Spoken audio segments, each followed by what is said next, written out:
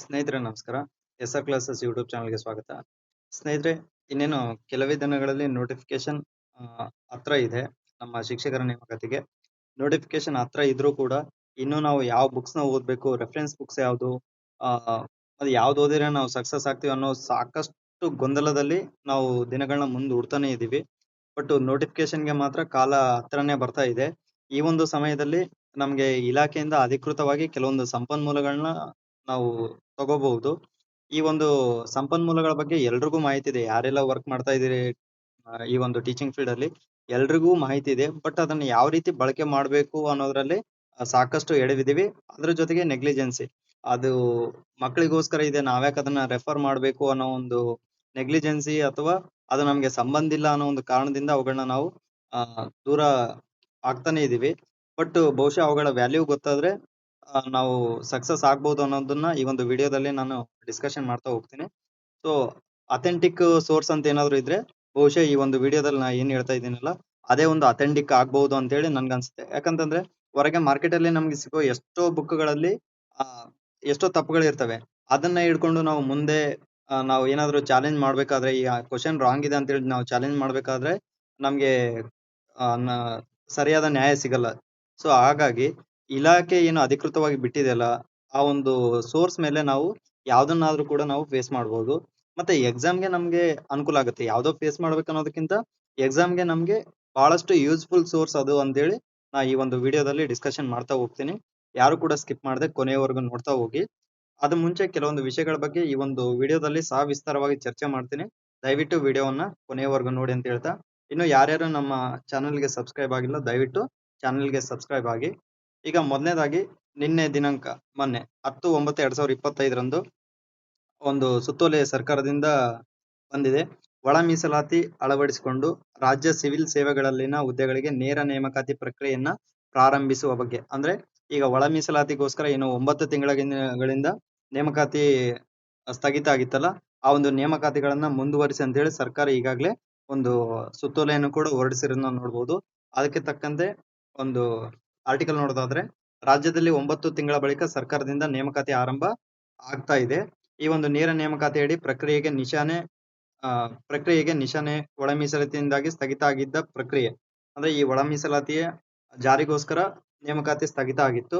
So ಈಗ ಸಿಬ್ಬಂದಿ ಮತ್ತು ಆಡಳಿತ ಸುಧಾರಣೆ ಇಲಾಖೆ ಎಲ್ಲಾ ಇಲಾಖೆಗಳಿಗೆ ಮತ್ತೆ ನೇಮಕಾತಿ ಪ್ರಾಧಿಕಾರಿಗಳಿಗೆ ಸಿವಿಲ್ ಹುದ್ದೆಗಳಿಗೆ ನೇರ ನೇಮಕಾತಿ ಪ್ರಕ್ರಿಯೆಯನ್ನ ಪ್ರಾರಂಭಿಸುವಂತೆ ಒಂದು ಸುತ್ತೋಲೆಯನ್ನ ಹೊರಡಿಸಿರೋದನ್ನ ನಾವು ಈಗಾಗಲೇ ನೋಡಿದ್ವಿ. ದಯವಿಟ್ಟು ಓದೋದನ್ನ ಆರಂಭ ಮಾಡಿ, ಆದಷ್ಟು ಬೇಗನೆ ನೋಟಿಫಿಕೇಶನ್ ಆಗುತ್ತೆ. ನೆಕ್ಸ್ಟ್ ನಮ್ಮ ಒಂದು ಚಾನಲ್ ವತಿಯಿಂದ PST, GPST ಮತ್ತು TET, HSTR ಗಳಿಗೆ ಸಂಬಂಧಿಸಿದಂತೆ ಟೆಸ್ಟ್ ಸೀರೀಸ್ ಅನ್ನು ಆರಂಭ ಮಾಡಿದ್ವಿ. ಅದು ತಿಂಗಳಿಗೆ 75 ರೂಪಾಯಿ 3 ಟೆಸ್ಟ್ ಗಳು ಇರುತ್ತೆ. ನಿಮ್ಗೆ ಹೆಚ್ಚಿನ ಮಾಹಿತಿ ಏನಾದರೂ ಬೇಕಿದ್ರೆ 8123770811 ನಂಬರ್ಗೆ ವಾಟ್ಸ್ಆಪ್ ಮಾಡ್ರಿ. ಅಲ್ಲಿ ನಾನು ನಿಮ್ಗೆ ಮಾಹಿತಿಯನ್ನು ಕೊಡ್ತಾ ಹೋಗ್ತೀನಿ. ಅದಾದ ನಂತರ ಏನು ಇದು ಸೋರ್ಸ್ ಅನ್ನೋದ್ರ ಬಗ್ಗೆ ನಾವು ಡಿಸ್ಕಷನ್ ಮಾಡೋದಾದ್ರೆ, ಇತ್ತೀಚೆಗೆ ಯಾರೆಲ್ಲ ಶಾಲೆಯಲ್ಲಿ ವರ್ಕ್ ಮಾಡ್ತಾ ಇದ್ರೆ ಅವ್ರಿಗೆಲ್ಲ ಗೊತ್ತಿರುತ್ತೆ. ಜಾಸ್ತಿ ಸದ್ದು ಮಾಡಿರೋದು ಯಾವ್ದು ಅಂತಂದ್ರೆ LBA, ಲೆಸನ್ ಬೇಸ್ಡ್ ಅಸೆಸ್ಮೆಂಟ್ ಅಂತ ಹೇಳಿ. ಈ ಒಂದು LBA ಸಾಕಷ್ಟು ಸದ್ದು ಮಾಡ್ತಾ ಇದೆ. ಎಲ್ರಿಗೂ ಕೂಡ ಸಾಕಷ್ಟು ಜನರಿಗೆ ಇದು ಕಿರಿಕಿರಿ ಅಂತಾನೆ ಭಾವಿಸ್ತಾ ಇದ್ದಾರೆ. ಏನಪ್ಪಾ ಇದನ್ನೆಲ್ಲ ತಗೊಳ್ಳೋದು. ಬಟ್ ಯಾವಾಗ LBA ಬಂತು, ಎಷ್ಟೋ ಜನ ಟೀಚರ್ಸ್ಗೆ ರಿಲೀಫ್ ಆಗ್ತಾ ಬಂತು. ಯಾಕಂತಂದ್ರೆ ನಾವು ಕ್ವಶನ್ ಫ್ರೇಮ್ ಮಾಡ್ಬೇಕಾದ್ರೆ ನಮ್ಗಳ ಮಟ್ಟಕ್ಕೆ ಫ್ರೇಮ್ ಮಾಡ್ತಾ ಇದ್ವಿ. ಯಾವ ಮಕ್ಕಳಿಗೆ ಯಾವ ರೀತಿ ತೆಗಿಬೇಕು ಅನ್ನೋದ್ರ ಬಗ್ಗೆ ಸ್ವಲ್ಪನೂ ಯೋಚನೆ ಮಾಡ್ಲಾರ್ದೆ ಏನೋ ಸಾಕಷ್ಟು ಸುಮ್ನೆ ಬೇಜವಾಬ್ದಾರಿಯಿಂದ ಪ್ರಶ್ನೆ ಪತ್ರಿಕೆಗಳು ರೆಡಿ ಆಗ್ತಾ ಇದ್ವು. ಬಟ್ ಈಗ ನಮ್ಗೆ ರೆಡಿಮೇಡ್ ಫುಡ್ ಸಿಗ್ತಾ ಇದೆ. ಅಂದ್ರೆ ಒಳ್ಳೆ ಕ್ವಾಲಿಟಿ ಕ್ವಶನ್ಸ್ ಅಲ್ಲಿದಾವೆ, ಒಳ್ಳೆ ಕ್ವಶನ್ಸ್ ಕೂಡ ಈ ಒಂದು LBA ದಲ್ಲಿ ಇದಾವೆ. ಇದನ್ನ ನಾವು ನಮ್ಮ ಒಂದು ಶಿಕ್ಷಕ ಹುದ್ದೆಗೆ ಒಂದು ಸಂಪನ್ಮೂಲವಾಗಿ ಬಳಕೆ ಮಾಡ್ತಾ ಹೋಗ್ಬೋದು. ಯಾಕಂತಂದ್ರೆ ಅಷ್ಟು ಮ್ಯಾಟರ್, ಅಷ್ಟು ಮೆಟೀರಿಯಲ್ಸ್, ಅಷ್ಟು ಒಂದು ಕ್ವಾಲಿಟಿ ವರ್ಡ್ಸ್ ಅದರಲ್ಲಿ ಇದಾವೆ. ಸೊ ಹಾಗಾಗಿ ಇದು ಬಹಳಷ್ಟು ಉಪಯೋಗ ಆಗುತ್ತೆ ಅಂತ ಹೇಳಿ ನಾನು ಈ ಒಂದು ಜಸ್ಟ್ ಮುಂದೆ ಬರೋ ಸ್ಲೈಡ್ಸ್ ಗಳಲ್ಲಿ ನಿಮ್ಗೆ ತೋರಿಸ್ತಾ ಹೋಗ್ತೀನಿ ಯಾವ ರೀತಿ ಅಂತಂದು. ಈಗ ನಾನು ಜಸ್ಟ್ ಉದಾಹರಣೆಗೋಸ್ಕರ SLC ತಗೊಂಡಿದ್ದೀನಿ 10th ಕ್ಲಾಸ್ದು. ಅದರಲ್ಲಿ ನಾವು ನೋಡೋದಾದ್ರೆ ಒಂದು ಪಾಠ ಯಾವುದು, ಸಾಮಾಜಿಕ ಮತ್ತು ಧಾರ್ಮಿಕ ಸುಧಾರಣಾ ಚಳವಳಿಗಳು. ನಮ್ಮ ಒಂದು ಬುಕ್ ಅಲ್ಲಿ ಮಿನಿಮಮ್ ಒಂದು 10 ರಿಂದ 15 ಪ್ರಶ್ನೆಗಳು ಇರುತ್ತೆ. ಒಂದು ವಾಕ್ಯದ ಪ್ರಶ್ನೆಗಳು ಮತ್ತು 4-5 ವಾಕ್ಯದ ಪ್ರಶ್ನೆಗಳನ್ನ ಸೇರಿದ್ರೆ ಹೆಚ್ಚು ಕಡಿಮೆ ಒಂದು 10 ರಿಂದ 15 ಪ್ರಶ್ನೆಗಳಿರುತ್ತೆ. ಬಟ್ ಅಲ್ಲಿ ನಮ್ಗೆ ಸರಿಯಾದ ಉತ್ತರಗಳು ಕೂಡ ಹುಡುಕ್ಬೇಕಾಗತ್ತೆ. ಬಟ್ ಈ ಒಂದು LBA ಸುಮಾರು ಒಂದು ಪಾಠ ಸಾಮಾಜಿಕ ಮತ್ತು ಧಾರ್ಮಿಕ ಸುಧಾರಣಾ ಚಳವಳಿ ಪಾಠದಲ್ಲಿ 32 ಪ್ರಶ್ನೆಗಳಿದಾವೆ. ಎಲ್ಲಾ ರೀತಿಯ ಪ್ರಶ್ನೆಗಳಿದಾವೆ. ಅಬ್ಜೆಕ್ಟಿವ್ ಟೈಪ್ ಇದೆ. ಅದ್ರ ಜೊತೆಗೆ 1 ಅಂಕದ ಪ್ರಶ್ನೆಗಳಿದಾವೆ. 6 ವಾಕ್ಯಗಳಲ್ಲಿ ಉತ್ತರಿಸಿ ಅಥವಾ 3-4 ವಾಕ್ಯಗಳಲ್ಲಿ ಉತ್ತರಿಸಿ 8th 9th ಅಲ್ಲಿ 3-4 ವಾಕ್ಯಗಳಲ್ಲಿ ಉತ್ತರಿಸುವ ಪ್ರಶ್ನೆಗಳು ಕೂಡ ಇದಾವೆ. ಸೊ ಈ ರೀತಿ ಇರೋದ್ರಿಂದ ನಮ್ಗೆ ಆ ಪಾಠದಿಂದ ಈ ಒಂದು ಪ್ರಶ್ನೆಗಳನ್ನ ಬಿಟ್ಟೆ ಬೇರೆ ಯಾವ ಪ್ರಶ್ನೆಗಳು ಫ್ರೇಮ್ ಮಾಡ್ಲಿಕ್ಕೆ ಅವಕಾಶ ಇಲ್ಲ ಅಲ್ಲಿ. ನಾನು ಜಸ್ಟ್ ಅಬ್ಸರ್ವ್ ಮಾಡ್ತಾ ಹೋದೆ ಈ ಒಂದು ಕ್ವಶನ್ಸ್ ನ ವಿತ್ ಬುಕ್ ನ ಅಬ್ಸರ್ವ್ ಮಾಡಿದೆ. ಈಗ ಅಬ್ಸರ್ವ್ ಮಾಡಿದಂತ ಸಮಯದಲ್ಲಿ ನನ್ಗೆ ಐಡೆಂಟಿಫಿಕೇಶನ್ ಆಗಿರೋದೇನಪ್ಪಾ ಅಂತಂದ್ರೆ ಇಷ್ಟು ಪ್ರಶ್ನೆಗಳನ್ನ ಬಿಟ್ರೆ ಇನ್ನ ಯಾವ ಪ್ರಶ್ನೆಗಳನ್ನ ಅಲ್ಲಿ ಫ್ರೇಮ್ ಮಾಡಕ್ ಸಾಧ್ಯನಾ ಅಂತೇಳಿ ನಾನು ಚರ್ಚೆ ಮಾಡಿದೆ. ಈ ಟಾಪಿಕ್ ಏನಿದಾವಲ್ಲ, ಈ ಕ್ವಶನ್ಸ್ ಏನಿದಾವಲ್ಲ, ಇದ್ರ ಮೇಲೆ ಅಲ್ಲಿ ಬಳಸೋ ಪದಗಳು ಬದಲಾಗಬಹುದೇ ವಿನಃ ಬಟ್ ಉತ್ತರ ಮಾತ್ರ ಒಂದೇ ಆಗುತ್ತೆ. ಸೊ ಈ ಒಂದು ಸೋರ್ಸ್ ಬಹಳಷ್ಟು ಹೆಲ್ಪ್ಫುಲ್ ಆಗಿದೆ ಅಂತ ಹೇಳಿ ನನ್ಗನ್ಸುತ್ತೆ. ಸೊ ಹಾಗಾಗಿ ಇನ್ನು ಯಾರು ಇದನ್ನ ರೆಫರ್ ಮಾಡ್ತಾ ಇಲ್ಲ, ವೆಬ್ಸೈಟ್ ಅಲ್ಲಿ ನೀವು ಸರ್ಚ್ ಮಾಡಿ. ಅದ್ರ ಬಗ್ಗೆ ಕೂಡ ನಾನು ನೆಕ್ಸ್ಟ್ ಸ್ಲೈಡ್ ಗಳಲ್ಲಿ ಹೇಳ್ತಾ ಹೋಗ್ತೀನಿ. ಈಗ ನೋಡಿ 32 ಪ್ರಶ್ನೆಗಳಿದಾವೆ. ಈ 32 ಪ್ರಶ್ನೆಗಳಿಗೆ ತಕ್ಕಂತೆ ಅಲ್ಲಿ ಉತ್ತರಗಳನ್ನು ಕೂಡ ನಾವು ನೋಡ್ತಾ ಹೋಗ್ತೀವಿ. ಅಂದ್ರೆ ಫ್ರಂಟ್ ಸೈಡ್ ಕ್ವಶನ್ಗೆ ಲೆಸನ್ಗೆ ಸಂಬಂಧಿಸಿದಂತ ಕ್ವಶನ್ಸ್ ಇದ್ರೆ ಬ್ಯಾಕ್ ಸೈಡ್ ಎಲ್ಲ ಕೀ ಆನ್ಸರ್ಸ್ ನ ಕೊಡ್ತಾ ಹೋಗಿದ್ದಾನೆ. ಸೊ ಈ ರೀತಿ ನೋಡ್ಬೋದು. ಇಲ್ಲಿ 22 ಪ್ರಶ್ನೆಗಳಿಗೆ ಉತ್ತರಗಳಿದಾವೆ. ಅದಾದ ನಂತರ ಈ ಡಿಸ್ಕ್ರಿಪ್ಟಿವ್ ಟೈಪ್ ಆನ್ಸರ್ ಗಳಿಗೂ ಕೂಡ ನಾವಿಲ್ಲಿ ಒಂದು ಕೀ ಪಾಯಿಂಟ್ಸ್ ನ ನೋಡ್ಬೋದು. ಅಂದ್ರೆ ನಮ್ಮ GPSR ಇವ್ಯಾಲ್ಯೂಯೇಷನ್ ನಡೆಯುತ್ತಲ್ಲ, ಆ ಇವ್ಯಾಲ್ಯೂಯೇಷನ್ ಟೈಮ್ ಅಲ್ಲಿ ಇವ್ಯಾಲ್ಯೂಯೇಟರ್ಗೆ ಈ ಒಂದು ಕೀ ಪಾಯಿಂಟ್ಸ್ ಕೊಟ್ಟಿರ್ತಾರೆ. ಈ ಕೀ ಪಾಯಿಂಟ್ಸ್ ಇದಾವಲ್ಲ, ಈ ಕೀ ಪಾಯಿಂಟ್ಸ್ ಏನಾದ್ರೂ ನಮ್ಮ ಆನ್ಸರ್ಸ್ ಅಲ್ಲಿ ಇದ್ರೆ ನಮ್ಗೆ ಅಂಕಗಳನ್ನ ಕೊಡ್ತಾರೆ. ಈ ಒಂದು ಕೀ ಪಾಯಿಂಟ್ಸ್ ಆಧಾರದ ಮೇಲೆ ನಮ್ಗೆ ಮಾರ್ಕ್ ಸಿಗ್ತಾ ಹೋಗುತ್ತೆ. ಸೊ ಈ ರೀತಿಯ ಈ ಒಂದು ಪ್ರಶ್ನೆಗೆ ಸಂಬಂಧಿಸಿದಂತೆ 32ನೇ ಪ್ರಶ್ನೆ ಏನಿತ್ತು, ಆತ್ಮಗೌರವ ಚಳವಳಿ. ಒಂದ್ ನಿಮಿಷ ನೋಡೋಣ. ಪೆರಿಯಾರ್ ಚಳವಳಿಯ ಮುಖ್ಯಾಂಶಗಳನ್ನ ತಿಳಿಸಿ ಅಥವಾ EV ರಾಮಸ್ವಾಮಿ ನಾಯಕರವರ ಕೊಡುಗೆಗಳೇನು ಅಂತೇಳಿ ಒಂದು ಪ್ರಶ್ನೆ, 32ನೇ ಪ್ರಶ್ನೆ. ಆ 32ನೇ ಪ್ರಶ್ನೆಗೆ ಇಷ್ಟು ಅಂಶಗಳು ಕೀ ಪಾಯಿಂಟ್ಸ್ ಏನಾದ್ರು ಇತ್ತು ಅಂತಂದ್ರೆ ನಮ್ಮ ಆನ್ಸರ್ ಫುಲ್ ಮಾರ್ಕ್ಸ್ ಪಡ್ಲಿಕ್ಕೆ ಸಾಧ್ಯ ಆಗುತ್ತೆ. ಯಾಕಂತಂದ್ರೆ ನಾವು ಅಲ್ಲಿ ಏನು ವಾಕ್ಯಗಳನ್ನ ರಚಿಸಿದೀವಿ ಅವ್ ಯಾರು ನೋಡಲ್ಲ. ಅಲ್ಲಿ ಅವ್ರು ನೋಡೋದೇನಂತಂದ್ರೆ ಈ ಕೀ ಪಾಯಿಂಟ್ಸ್ ಇದಾವ ಇಲ್ಲ. ಈ ಕೀ ಪಾಯಿಂಟ್ಸ್ ಆಧಾರದ ಮೇಲೆ ನಮ್ಗೆ ಅಂಕಗಳು ಸಿಗ್ತಾ ಹೋಗುತ್ತೆ. ಸೊ ಹಾಗಾಗಿ ಇದಕ್ಕಿಂತ ಒಳ್ಳೆ ಸೋರ್ಸ್ ಅಂತೂ ಬೇರೆ ಯಾವ್ದು ಇಲ್ಲ ಅಂತೇಳಿ ನನ್ನ ಒಂದು ಪರ್ಸನಲ್ ಒಪಿನಿಯನ್. ಅದ್ರ ಮೇಲೆ ನಿಮ್ಗೆ ಯಾವ್ದು ಕಂಫರ್ಟಬಲ್ ಅನ್ಸುತ್ತೆ ನೀವು ಅದನ್ನ ಬಳಸಬಹುದು. ಪ್ರತಿಯೊಂದು ಸಬ್ಜೆಕ್ಟ್ ಇದೆ. ಸೋಷಿಯಲ್ ಸೈನ್ಸ್ ಇದೆ, ಸೈನ್ಸ್ ಇದೆ, ಇಂಗ್ಲಿಷ್ ಇದೆ, ಪ್ರತಿಯೊಂದು ಇದೆ. ಇಂಗ್ಲಿಷ್ ಮೀಡಿಯಂ ಅಲ್ಲೂ ಕೂಡ ಇದೆ. ಸೊ ಈ ಒಂದು ಸೋರ್ಸ್ ಅನ್ನ ಎಲ್ರು ಬಳಸಿದ್ರೆ ಬಹಳಷ್ಟು ಸಕ್ಸಸ್ ಆಗ್ಬಹುದು, ಮತ್ತೆ ಒಂದಿಷ್ಟು ಕ್ವಾಲಿಟಿ ಸ್ಟಡಿ ಆಗುತ್ತೆ ಅಂತ ಹೇಳಿ ನನ್ಗನ್ಸುತ್ತೆ. ಬಟ್ ಇದನ್ನ ಓದಕ್ಕಿಂತ ಮುಂಚೆ ನಾವು ಏನ್ ಓದ್ಬೇಕು ಅನ್ನೋದ್ರ ಬಗ್ಗೆ ನಾನು ಮುಂದಿನ ಸ್ಲೈಡ್ ಗಳಲ್ಲಿ ಹೇಳ್ತಾ ಹೋಗ್ತೀನಿ. ಇದನ್ನ ಯಾವ ರೀತಿ ಡೌನ್ಲೋಡ್ ಮಾಡ್ಕೋಬೇಕಂತಂದ್ರೆ DSCRT ಅಂತ ಹೇಳಿ ನೀವು ಟೈಪ್ ಮಾಡಿ. ಜಸ್ಟ್ DSCRT ಅಂತ ಹೇಳಿ ಟೈಪ್ ಮಾಡಿದ್ರೆ ಸಾಕು, ನಮ್ಗೆ ಇದು ಸಿಗುತ್ತೆ. ಲೆಸನ್ ಬೇಸ್ಡ್ ಅಸೆಸ್ಮೆಂಟ್ ಮೆಟೀರಿಯಲ್ ಅಂತ ಹೇಳಿ ಸಿಗುತ್ತೆ. ಸೊ ಈಗ ಇದನ್ನ ನಾವು ಕ್ಲಿಕ್ ಮಾಡ್ತಾ ಹೋದ್ರೆ ಇಲ್ಲಿ ಕ್ಲಾಸ್ ವೈಸ್ ಸಿಗ್ತಾ ಹೋಗುತ್ತೆ. ಇಲ್ಲಿ 1 to 10th ವರ್ಗಿದೆ. ಈ 1 to 10th ಅಲ್ಲಿ ನಾವು ಯಾವ ಕ್ಲಾಸ್ ನ ಕ್ಲಿಕ್ ಮಾಡ್ತಾ ಹೋಗ್ತೀವಿ. ನಾನು 10th ನ ತಗೊಂಡಿದ್ದೆ. 10th ಅಲ್ಲಿ ನಂಗೆ ಬೇಕಾಗಿರೋದು ಕನ್ನಡ ಮೀಡಿಯಂ. ಕನ್ನಡ ಮೀಡಿಯಂ ಅಲ್ಲಿ ಸೋಷಿಯಲ್ ಸೈನ್ಸ್ ನ ಕ್ಲಿಕ್ ಮಾಡಿದ್ರೆ ಅಲ್ಲಿ PDF ಡೌನ್ಲೋಡ್ ಆಗುತ್ತೆ. ಅದನ್ನ ನೀವು ಪ್ರಿಂಟ್ ತಗೊಂಡ್ರೆ ಬೆಟರ್. ಮೊಬೈಲ್ ಅಲ್ಲಿ ದಯವಿಟ್ಟು ಓದ್ಬೇಡ್ರಿ. ಓದೋಕೆ ಆಗಲ್ಲ, ಸ್ಟಡಿನೂ ಕೂಡ ಪರ್ಫೆಕ್ಟ್ ಆಗಿ ಆಗಲ್ಲ.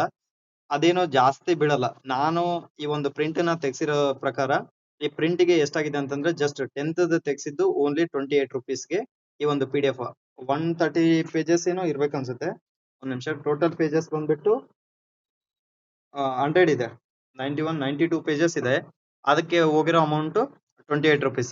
ಅದನ್ನ ಯಾವ ರೀತಿ ತೆಗ್ಸರ ಅಂತಂದ್ರೆ ಲ್ಯಾಂಡ್ಸ್ಕೇಪ್ ಅಲ್ಲಿ 1 page ಅಲ್ಲಿ 2 pages ಬರೋ ತರ, 1 page ಅಲ್ಲಿ 2 pages ಬರೋ ತರ ಅಂದ್ರೆ 1 page ಅಲ್ಲೇ 4 pages ಆಗುತ್ತೆ. ಆ ರೀತಿ ತೆಗ್ಸಿದ್ರೆ ನಮ್ಗೆ ದುಡ್ಡು ಸೇವ್ ಆಗುತ್ತೆ. ಸೊ ಹಾಗಾಗಿ ಜಾಸ್ತಿ ಇನ್ವೆಸ್ಟ್ ಮಾಡ್ಬೇಡ್ರಿ. ಯಾವ್ದೋ ಒಂದು ಬುಕ್ ನ 300-400 ರೂಪಾಯಿ ಕೊಟ್ಟು ತಗೊಳ್ಳೋದಕ್ಕಿಂತ ಈ ಅಥೆಂಟಿಕ್ ಸೋರ್ಸ್ ನ ತಗೊಂಡ್ರೆ ಬಹಳಷ್ಟು ಹೆಲ್ಪ್ ಆಗುತ್ತೆ ಅಂತ ಹೇಳಿ ನನ್ನ ಒಂದು ಅಭಿಪ್ರಾಯ. ಯಾಕಂತಂದ್ರೆ ಇಷ್ಟು ಒಳ್ಳೆ ಸೋರ್ಸ್ ನಮ್ ಇಲಾಖೆ ಬಿಟ್ಟಿರೋದು ನಮ್ಗೆ ಬಹಳಷ್ಟು ದೊಡ್ಡ ಹೆಮ್ಮೆ ಅನ್ಸುತ್ತೆ. ಸೊ ಅಷ್ಟು ಕ್ವಾಲಿಟಿ ಇದಾವೆ. ಅಂದ್ರೆ ಟೀಚರ್ಸ್ ಗೆ ಎಷ್ಟೋ ಹೊರೆಯನ್ನ ಇದು ಕಡಿಮೆ ಮಾಡ್ತಾ ಹೋಗ್ತಾ ಇದೆ. ಸೊ ಹಾಗಾಗಿ ಬಹಳಷ್ಟು ಒಳ್ಳೆ ಸೋರ್ಸ್ ಅಂತ ಹೇಳಿ ನಾ ಹೇಳ್ತಾ ಹೋಗ್ತೇನೆ. ಅದಾದ ನಂತರ PST TET ಪೇಪರ್ 1 ಗೆ ಸಂಬಂಧಿಸಿದಂತೆ ಟೆಸ್ಟ್ ಸೀರೀಸ್ ನ ಒಂದು 10 days ಚಾಲೆಂಜ್ ಅನ್ನ ನಿನ್ನೆ ಕೊಟ್ಟಿದ್ವಿ. ಆ ವಿಡಿಯೋ ಕೂಡ ಸಿಗುತ್ತೆ. ನೆಕ್ಸ್ಟ್ ಟೆಸ್ಟ್ ಏನ್ ಬರುತ್ತಲ್ಲ 20R21 ಗೆ ಸೆಕೆಂಡ್ ಟೆಸ್ಟ್. ಆ ಸೆಕೆಂಡ್ ಟೆಸ್ಟ್ ಅಲ್ಲಿ ಈ ಒಂದು ಟಾರ್ಗೆಟ್ ಅಲ್ಲಿ ಏನ್ ಕೊಟ್ಟಿದೀವಲ್ಲ ಅದ್ರ ಬೇಸ್ ಅಲ್ಲೇ ಕ್ವಶನ್ಸ್ ಫ್ರೇಮ್ ಆಗುತ್ತೆ. ಅದನ್ನ ನೀವು ನೋಡಿ ಟೆಸ್ಟ್ ಗೆ ಅಟೆಂಡ್ ಮಾಡಬಹುದು. ನೆಕ್ಸ್ಟ್ ಬಂದ್ಬಿಟ್ಟು ಈ ಒಂದು LBA ಓದೋಕ್ಕಿಂತ ಮುಂಚೆ ನಾವ್ ಏನ್ ಮಾಡ್ಬೇಕು ಅಂತಂದ್ರೆ LBA ಫೈನಲ್ ಅಂತ ಹೇಳಿ ನಾವ್ ಹೇಳಿದ್ವಿ. ಬೇರೆ ಎಷ್ಟೋ ಬುಕ್ ಗಳಿಗಿಂತ LBA ಫೈನಲ್ ಅಂದ್ರೆ ನಮ್ಮ ಈ ಒಂದು ಸಿಲೆಬಸ್ಗೆ ಯಾವ ಸಿಲೆಬಸ್ ನಮ್ಮ ಈ 6 to 10th ಏನ್ ಪಠ್ಯಕ್ರಮ ಇದೆಯಲ್ಲ ಅದಕ್ಕೆ. ಬಟ್ ಸೈಕಾಲಜಿ ಅವೆಲ್ಲ ಬೇರೆ ಬೇರೆ ಆಥರ್ಸ್ ಬುಕ್ ನೀವು ಕಂಪಲ್ಸರಿ ಓದಲೇಬೇಕಾಗುತ್ತೆ, ಜಿಕೆಗಾಗ್ಲಿ ಅಥವಾ ಬೇರೆ ವಿಷಯಗಳಿಗಾಗ್ಲಿ. ಬಟ್ ಈ 6 to 10th ಗೋಸ್ಕರ ನೀವು ಯಾವುದೇ ಬುಕ್ ನ ತಗೋಬೇಡ್ರಿ. ಶಾರ್ಟ್ ನೋಟ್ಸ್ ಅದು ಇದು ಯಾವ ನೋಟ್ಸ್ ಇದಕ್ಕೂ ಒಳ್ಳೆ ನೋಟ್ಸ್ ನಿಮ್ಗೆ ಎಲ್ಲಿಯೂ ಸಿಗಲ್ಲ. ಸೊ ಹಾಗಾಗಿ ಬೇರೆ ನೋಟ್ಸ್ ಗಳ ಮೇಲೆ ಡಿಪೆಂಡ್ ಆಗ್ಬೇಡ್ರಿ. ಆ ಸಾಕಷ್ಟು ಜನ ಕೇಳ್ತಾ ಇರ್ತಾರೆ, ಸರ್ ನಿಮ್ಮ ನೋಟ್ಸ್ ಇದ್ರೆ ಹಾಕಿ ಸರ್ ಅಂತಂದು. ಬಟ್ LBA ಗಿಂತ ಒಳ್ಳೆ ನೋಟ್ಸ್ ನಾನು ಕೂಡ ರೆಡಿ ಮಾಡಕ್ ಆಗಲ್ಲ. ಸೊ ಹಾಗಾಗಿ ನಿಮ್ಗೆ ಅದೇ ಒಳ್ಳೆ ನೋಟ್ಸ್ ಅಂತ ಹೇಳಿ ಹೇಳ್ತೀನಿ. ಈ LBA ಓದಕ್ಕಿಂತ ಮುಂಚೆ ನೀವು ಫಸ್ಟ್ ಮಾಡ್ಬೇಕಾಗಿರೋದು ಏನಂತಂದ್ರೆ ಸ್ಕೂಲ್ ಬುಕ್ಸ್ ನ ಫಸ್ಟ್ ಓದ್ಬೇಕು. ಫಾರ್ ಎಕ್ಸಾಂಪಲ್, ಸಾಮಾಜಿಕ ಮತ್ತು ಧಾರ್ಮಿಕ ಸುಧಾರಣಾ ಚಳವಳಿ ಅದು LBA ಓದಕ್ಕಿಂತ ಮುಂಚೆ ಆ ಪಾಠನ ನೀವು ಓದಿ. ಆ ಪಾಠ ಓದಿದ ನಂತರ ಡೈರೆಕ್ಟ್ ಆಗಿ LBA ನೀವು ಆ ಲೆಸನ್ಸ್ ನ ತೆಗಿರಿ. ಅಲ್ಲಿ ಕ್ವಶನ್ಸ್ ನ ಓದಿ, ಆನ್ಸರ್ಸ್ ಹೋಗ್ಬೇಡಿ, ಕ್ವಶನ್ಸ್ ಅಷ್ಟೇ ನೋಡ್ರಿ. ಯಾವ ಕ್ವಶನ್ಸ್ ಬಂದಿದೆ ಆನ್ಸರ್ಸ್ ನೀವು ಸೆಕೆಂಡ್ ರೌಂಡ್ ಓದ್ತಾ ಇರ್ತೀರಲ್ಲ, ಆ ಟೈಮ್ ಅಲ್ಲಿ ನೀವು ಕೀ ಪಾಯಿಂಟ್ಸ್ ನ ನೋಡ್ತಾ ಹೋಗಿ. ಬಟ್ ಸ್ಟಾರ್ಟಿಂಗ್ ಫಸ್ಟ್ ರೌಂಡ್ ಓದ್ಬೇಕಾದ್ರೆ ಒಂದ್ ಪಾಠ ಓದಿ ಆ ಪಾಠಕ್ಕೆ ಸಂಬಂಧಪಟ್ಟಂಗೆ ಕ್ವಶನ್ಸ್ ಯಾವ ರೀತಿ ಬಂದಿದೆ ಅಂತೇಳಿ ನೀವು ಓದ್ತಾ ಹೋಗ್ರಿ. ಅದ್ರ ಜೊತೆಗೆ ಓಲ್ಡ್ ಕ್ವಶನ್ ಪೇಪರ್ ಬಹಳ ಇಂಪಾರ್ಟೆಂಟ್. ಯಾಕಂತಂದ್ರೆ ಯಾವ ರೀತಿ ಕ್ವಶನ್ಸ್ ಬಂದಿದಾವೆ ಆ ಪಾಠದಲ್ಲಿ ಅಂತೇಳಿ ನಮ್ಗೆ ಗೊತ್ತಾಗದೆ ಹಳೆ ಪ್ರಶ್ನೆ ಪತ್ರಿಕೆಯಿಂದ. ಸೊ ಹಾಗಾಗಿ ಫಸ್ಟ್ ನೀವು ಒಂದ್ ರೌಂಡ್ ಏನು ಓದಿ ಮುಗಿಸ್ತಿರಲ್ಲ LBA, ಸಾರಿ ಬುಕ್ಸ್ ಪ್ಲಸ್ LBA ಏನು ರೆಫರ್ ಮಾಡ್ತಿರಲ್ಲ, ರೆಫರ್ ಮಾಡಿ ಆದ್ಮೇಲೆ ಇದನ್ನ ಓದ್ಬೇಕಾಗುತ್ತೆ. ಓಲ್ಡ್ ಕ್ವಶನ್ ಪೇಪರ್ ಒಂದ್ ರೌಂಡ್ ಓದಿ, ಅಲ್ಲಿ ನಿಮ್ಗೆ ಐಡಿಯಾ ಸಿಗುತ್ತೆ. ಒಂದ್ ಪೇಪರ್ ಒಂದ್ ಯಾವ್ದೋ ಒಂದು, ಫಾರ್ ಎಕ್ಸಾಂಪಲ್ ನೀವು GPST ಓದ್ತಾ ಇದ್ರಾ, 2022 GPST ಪೇಪರ್ ಓದಿ. ಅಲ್ಲಿ ಯಾವ್ದಾದ್ರು ಪ್ರಶ್ನೆ ಬಂದಿದ್ರೆ ಯಾವ ರೀತಿ ಕ್ವಶನ್ ಫ್ರೇಮ್ ಆಗಿದೆ, ಈ LBA ದಲ್ಲಿ ಅಲ್ಲಿ ಇರೋ ಶಬ್ದಗಳು ಏನಾದ್ರು ವ್ಯತ್ಯಾಸ ಇದೆ ಅಂತ ಹೇಳಿ ನೀವು ಜಸ್ಟ್ ನೋಡಿ, ಅಲ್ಲಿ ನಿಮ್ಗೆ ಒಂದು ಐಡಿಯಾ ಸಿಗುತ್ತೆ. ಸೊ ಹಾಗಾಗಿ ಫಸ್ಟ್ ನೀವು LBA ಓದಕ್ಕಿಂತ ಮುಂಚೆ ಸ್ಕೂಲ್ ಬುಕ್ಸ್ ನ ಕಂಪಲ್ಸರಿ ಓದಿ. ಸ್ಕೂಲ್ ಬುಕ್ಸ್ ಓದಿ ಒಂದ್ಸಲ ನೀವು ರೆಫರ್ ಮಾಡ್ತಿರಲ್ಲ LBA ಮಾಡಿದ ನಂತರ ಓಲ್ಡ್ ಕ್ವಶನ್ ಪೇಪರ್ ನೀವು ಕಂಪಲ್ಸರಿ ನೀವು ನೋಡ್ಲೇಬೇಕಾಗುತ್ತೆ. ಅದಾದ ನಂತರ ಈಗ ಸಮಯ ನೋಟಿಫಿಕೇಶನ್ಗೆ ಬಹಳಷ್ಟು ಕಡಿಮೆ ಸಮಯ ಐತೆ. ಈ ಒಂದು ಸಮಯವನ್ನ ನೀವೇನಾದ್ರೂ ಬೇರೆ ಬೇರೆ ಕೆಲಸಗಳಿಗೆ ವ್ಯಯ ಮಾಡ್ತಾ ಹೋಗಿರಂತಂದ್ರೆ ಬಹುಶಃ ಈ ಒಂದು ನೋಟಿಫಿಕೇಶನ್ ನಲ್ಲೂ ಕೂಡ ಆ ಹುದ್ದೆಯನ್ನ ಕೈ ಚೆಲ್ಬೇಕಾಗುತ್ತೆ. ಒಂದು ವೇಳೆ ಏನಾದ್ರೂ ಈ ಒಂದು ನೋಟಿಫಿಕೇಶನ್ ಅಲ್ಲಿ ಜಾಬ್ ಪಡ್ಕೊಂಡಿಲ್ಲ ಅಂತಂದ್ರೆ ಒಂದು ಸಲ ನೀವು ಯೋಚನೆ ಮಾಡಿ ಮುಂದಿನ ಪರಿಸ್ಥಿತಿ ಯಾವ ರೀತಿ ಬರ್ಬೋದು. ಯಾಕಂತಂದ್ರೆ ನಮ್ಮ ಇಲಾಖೆಯಲ್ಲಿ 2022ರಲ್ಲಿ ನೋಟಿಫಿಕೇಶನ್ ಆಯ್ತು, 2023ರಲ್ಲಿ ನಾವು ಜಾಯಿನ್ ಆದ್ವಿ. 2023 ನವೆಂಬರ್ ಬಂತು ಅಂತಂದ್ರೆ ನವೆಂಬರ್ ಫಸ್ಟ್ ವೀಕ್ ಅಲ್ಲಿ ನಮ್ಗೆ ಕೌನ್ಸಿಲಿಂಗ್ ಸ್ಟಾರ್ಟ್ ಆಗಿದ್ದು. ನವೆಂಬರ್ ಬಂದಂದ್ರೆ 2 ವರ್ಷ ಆಗುತ್ತೆ. ನೋಟಿಫಿಕೇಶನ್ ಆಗಿ 4 ವರ್ಷ ಆಗ್ತಾ ಬರುತ್ತೆ, 3ರಿಂದ 4 ವರ್ಷ ಆಗ್ತಾ ಬರುತ್ತೆ. ಸೊ ಒಂದು ನೋಟಿಫಿಕೇಶನ್ ಗೆ ಟೈಮ್ ಹಿಡಿಯೋದು 3ರಿಂದ 4 ವರ್ಷ ಆಯ್ತು ಅಂದ್ರೆ ಮುಂದಿನ ನೋಟಿಫಿಕೇಶನ್ ಆಗ್ಬೇಕಾದ್ರೆ ಮಿನಿಮಮ್ 3ರಿಂದ 4 ವರ್ಷ ಕಂಪಲ್ಸರಿ ತೆಗೆದುಕೊಳ್ಳುತ್ತೆ. ಯಾಕಂತಂದ್ರೆ ಮುಂದೆ ಎಲೆಕ್ಷನ್ಸ್ ಇದಾವೆ, ಗ್ರಾಮ ಪಂಚಾಯತಿ ಇರ್ಬೋದು, TPZB ಇರ್ಬೋದು. ಸೊ ಇವೆಲ್ಲ ಎಲೆಕ್ಷನ್ ಗಳ ನಡುವೆ ನೋಟಿಫಿಕೇಶನ್ ಗಳ ಬಗ್ಗೆ ಯಾರು ಊಹೆ ಮಾಡ್ಕೊಳಕ್ ಸಾಧ್ಯ ಇಲ್ಲ. ಒಂದ್ ವೇಳೆ ನೋಟಿಫಿಕೇಶನ್ ಮಾಡಿದ್ರು ಕೂಡ ಎಕ್ಸಾಮ್ ಪೋಸ್ಟ್ಪೋನ್ ಆಗೋ ಚಾನ್ಸಸ್ ಇರುತ್ತೆ. ಸೊ ಹಾಗಾಗಿ ಈ ಒಂದು ನೋಟಿಫಿಕೇಶನ್ ನಲ್ಲಿ ನೀವು ಯಾವುದೇ ಕಾರಣಕ್ಕೂ ಜಾಬ್ ನ ಮಿಸ್ ಮಾಡ್ಕೊಳಂಗಿಲ್ಲ. ಮಿಸ್ ಮಾಡಿದ್ರೆ ಮಾತ್ರ ನಾವು ಸಾಕಷ್ಟು ಸಲ ಹೇಳ್ತಾ ಹೋಗ್ತೀವಿ, ಗೆಸ್ಟ್ ಟೀಚರ್ ಆಗಿ ವರ್ಕ್ ಮಾಡ್ಬೇಕು. ಓಕೆ, ಅದನ್ನ ಗೆಸ್ಟ್ ಟೀಚರ್ ಆಗಿ ವರ್ಕ್ ಮಾಡ್ಬೇಕು, ಇಲ್ಲ ಪ್ರೈವೇಟ್ ಸ್ಕೂಲ್ಗಳಲ್ಲಿ ವರ್ಕ್ ಮಾಡ್ಬೇಕು. ಬಟ್ ನಮ್ಮ ಅಲ್ಲಿ ಸಮಯ ಎಷ್ಟು ಇನ್ವೆಸ್ಟ್ ಮಾಡ್ಬೇಕಾಗತ್ತ ಅಂತಂದ್ರೆ ಸಮಯ ಒಂದ್ ಕಡೆ ಹೋಗ್ಲಿ, ಒಂದ್ ಕಡೆ ನೆಮ್ಮದಿನೇ ಕಳ್ಕೊಳ್ಬೇಕಾಗತ್ತೆ. ಸೊ ನೆಮ್ಮದಿ ಇರ್ಲಾರ್ದಂಗೆ, ಜಾಬ್ ಇರ್ಲಾರ್ದಂಗೆ, ದುಡ್ದಿರೋ ಸಂಬಳನೂ ಕೂಡ ನಮ್ ಫ್ಯಾಮಿಲಿಗಳನ್ನ ಲೀಡ್ ಮಾಡಕ್ ಆಗಿಲ್ಲ ಅಂತಂದ್ರೆ ಜೀವನನೇ ವ್ಯರ್ಥ ಅನ್ಸುತ್ತೆ. ಸೊ ಹಾಗಾಗಿ ದಯವಿಟ್ಟು ಓದೋದ್ರ ಕಡೆ ಗಮನ ಕೊಡಿ. ಎಲ್ಲವೂ ತಾತ್ಕಾಲಿಕ, ಗೆಸ್ಟ್ ಟೀಚರ್ ಅವು ಇವು ಎಲ್ಲವೂ ಕೂಡ ತಾತ್ಕಾಲಿಕ. ನೀವ್ ಯಾವಾಗ ಪರ್ಮನೆಂಟ್ ಟೀಚರ್ ಆಗ್ತೀರಿ, ನಿಮ್ಗೆ ಸಿಗೋ ರೆಸ್ಪೆಕ್ಟೇ ಬೇರೆ. ನಿಮ್ ಲೈಫ್ ಟರ್ನಿಂಗ್ ಪಾಯಿಂಟ್ ಅಂತಾನೆ ಹೇಳ್ತಾ ಹೋಗ್ತೀನಿ. ಸೊ ಯಾರು ಕೂಡ ನೆಗ್ಲಿಜೆನ್ಸಿ ಮಾಡಬೇಡಿ. LBA ಅನ್ನೋದು ನಿಮ್ಗೆ ಒಳ್ಳೆ ಅಥೆಂಟಿಕ್ ಮತ್ತು ಬೆಸ್ಟ್ ಸೋರ್ಸ್. ಅದನ್ನ ನೀವು ಸ್ಕಿಪ್ ಮಾಡ್ಲಾರ್ದಂಗೆ ದಯವಿಟ್ಟು ಓದಿ ಅಂತ ಹೇಳ್ತಾ, ನೆಕ್ಸ್ಟ್ GPST, HSTR ಮತ್ತು TET ಸೋಷಿಯಲ್ ಸೈನ್ಸ್ ಗೆ ಸಂಬಂಧಿಸಿದಂತೆ ಟೆಟ್ ಸೀರೀಸ್ ನ ಸ್ಟಾರ್ಟ್ ಮಾಡಿದೀವಿ.